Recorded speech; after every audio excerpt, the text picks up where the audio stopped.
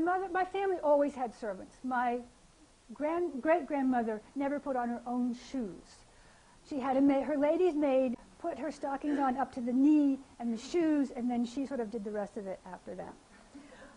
I grew up in a house that had 3 live-in servants and one who came in by the day. And my mother, who was totally accustomed to all of this, sort of couldn't understand in her later years why more young people would not go into domestic service. You just can't find people like Helen anymore, she told me.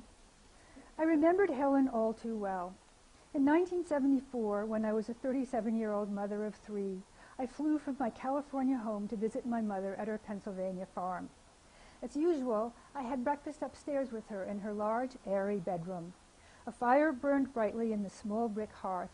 Flowered chintz curtains framed the windows, which looked out over a series of green pastures where racehorses and ponies and cattle grazed. Family photographs in silver or leather frames crowded her dressing table and the 2 polished antique bureaus. There were brides in white dresses and veils, debutantes in white dresses without veils. Everything was in place. The brass drawer pulls on the bureaus shone. Inside were rows of neatly arranged stockings, underclothes, handkerchiefs, and nightgowns, all washed by a laundress and put away by a maid. My mother sat on one side of her large bed, eating breakfast from a tray, her back against its white quilted headboard appliqued with pink and red roses, her curly brown hair brushed, both of her dogs snoozing nearby. She gave them little tidbits of toast and bacon. I sat comfortably in a white chaise longue piled with lace-edged pillows, with my own tray complete with little linen napkin, coffee pot, and fine flowered china. Whenever I came to visit, I had breakfast with her upstairs like this, and we chatted. But this particular morning there was an interruption. Helen, the downstairs maid in her white uniform, knocked at the open door. She was quite old, with short white hair and a wrinkled face. She was so polite that the family always called her behind her back, "Pardon me," because she said that every time she spoke to us. But Pardon Me was trembling, nearly in tears, and bits of china in her hands rattled against each other. "Pardon me, Mrs. Ledyard," she quavered. Instantly, my mother saw what had happened. While she was dusting in the library, Helen had broken a small antique bowl, and she had come to confess. "I can't stand it," scolded my mother, furious from her bed. "I can't keep anything in this house. All my best things get smashed. People are so damn careless." She vented her rage at the hapless servant for several eternally long minutes. "That china is irreplaceable. I don't know how many times I've told you to be more careful." Helen stood there, taking it, apologizing from the doorway over and over, until the verbal tongue-lashing finally subsided. While this tirade ran its course, I sat, frozen, on the chaise longue, eyes fixed on my breakfast tray. Spots of egg yolk congealed on the plate. The cream muddied the color of the coffee in its gold-rimmed cup. My mother was relentless in her anger. Helen stood like a butterfly impaled on a pin. The scolding seemed to go on forever, just like the scoldings my mother used to unleash on me when I was little. I didn't say a word. It didn't occur to me to intervene and tell my mother to stop, although I knew what was going on was profoundly wrong. I was as frightened of my mother as Helen was. I have been ashamed of my silence ever since, which is probably why I remember this incident so vividly. Yet my mother, in another situation and without the slightest sense of being a hypocrite, would tell you earnestly that she felt kindness was one of the great virtues in the world.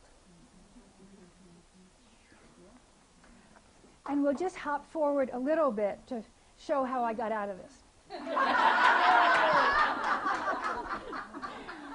I'm now a Pacific Heights housewife in San Francisco on little art museum boards and fundraising things and driving carpools and stuff.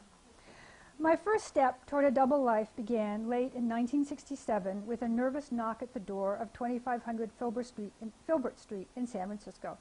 I had an appointment to meet with the writer Paul Jacobs, who was looking for a part-time researcher for a new book, and this sounded interesting to me and a nice change from teaching Shakespeare to little 10th graders in white midi blouses.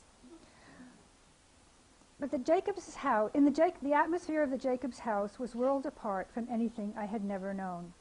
The new job sounded interesting, but Jacobs had a reputation as something of a bore, so I approached the interview with trepidation. I'd met him a few years ago, a short, jug-eared dynamo who shaved his head. As a young man, he left a career in New York's diamond business, where his Jewish family was prominent, to become a labor organizer, beginning as a Trotskyite, speaking from soapboxes in New York City in the Depression. As an author and activist, he moved to San Francisco, where he became known for his leftist views and his studied lack of inhibition. Jacobs talked loudly and graphically about sex, and he kept a stash of marijuana in his library, tucked jauntily behind J. Edgar Hoover's book, Masters of Deceit.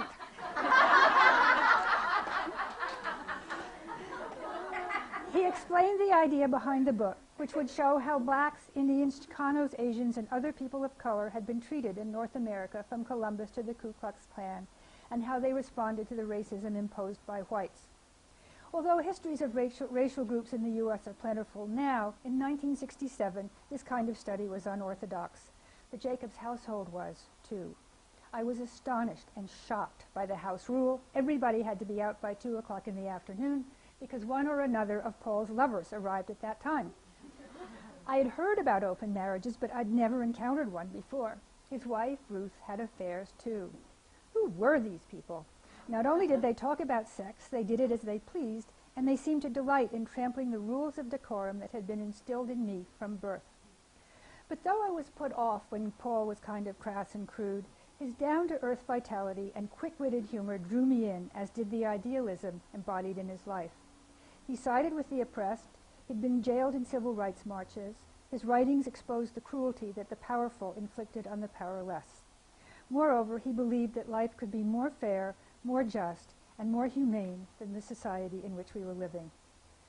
New left politics, open marriage, iconoclastic jokes, casual talk of sex, Black Panther house guests, revolutionary politics, battles against injustice, defiance of authority, these things flouted everything I was brought up to revere. But I was liking this new culture and moved by its ideals. I admired the heroism shown by historical figures like Malcolm X, Chief Joseph of the Nez Perce Indians, Queen Liliuokalani of Hawaii. They spoke out against the subjugation of their peoples, and we put their manifestos and pleas in our book. They said what they felt, and they rebelled, the very things that had been so forbidden behind the walls separating me and my family from the outside world. Maybe it was possible to bring about a better society. Maybe individuals, even female individuals, could count for something.